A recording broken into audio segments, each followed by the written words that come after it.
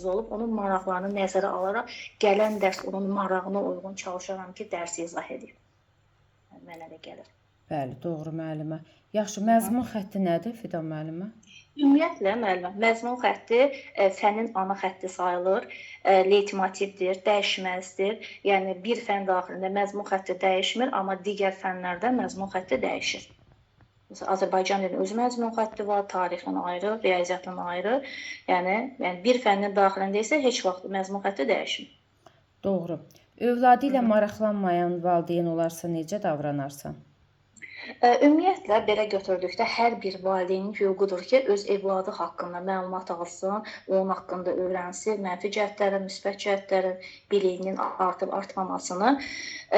Ola bilər ki, həmin valideynin iş saatının çox olması ilə bağlı ola bilər, səhhəti ilə bağlı problemi ola bilər ki, yəni övladı haqqında maraqlanmır.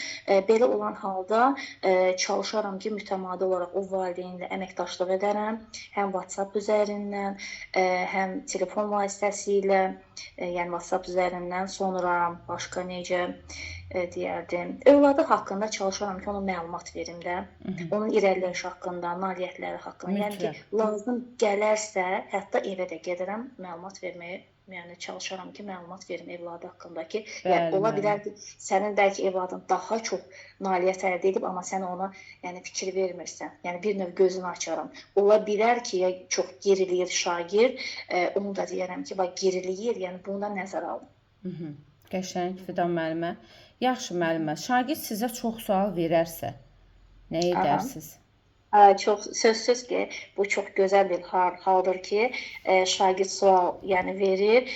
Bir növ əslində o şagirdin müəllimin sual verməsi bu müəllim üçün yəni çox böyük bir nailiyyətdir. Çünki şagirdin diqqəti deməli hər zaman müəllimdədir, dərsdədir və daha çox öyrənmək istəyir. O qaranlıq məqamları istəyir ki, müəllim ona izah eləsin, yol göstərsin, istiqamət versin və müəllim də əlindən gələni etməlidir ki, şagirdi yəni bu informasiyaları əldə etsin. Hər zaman ona istiqamət verməlidir. Yəni nə olursa olsun müəllim şagirdin suallarını yəni cavablandırmalıdır. Heç vaxt yəni cavabsız qoymaq olmaz şagirdin. Yəni hansı mərhələdə olursa olsun, dərsin hansı mərhələsində olursa olsun, müəllim çalışmalıdır ki, onun sualına yəni tez bir zamanda yəni cavab versin.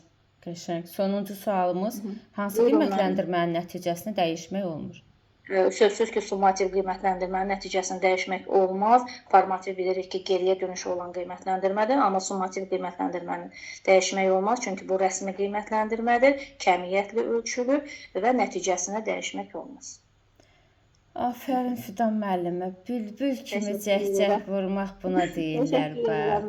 Çox sağ olun, siz istiqamət verirsiniz, siz materialı atırsınız. Sağ olun, var olun. Mən təşəkkür edirəm. Çox sağ olun, həqiqətən də əziyyətim halalın olsun.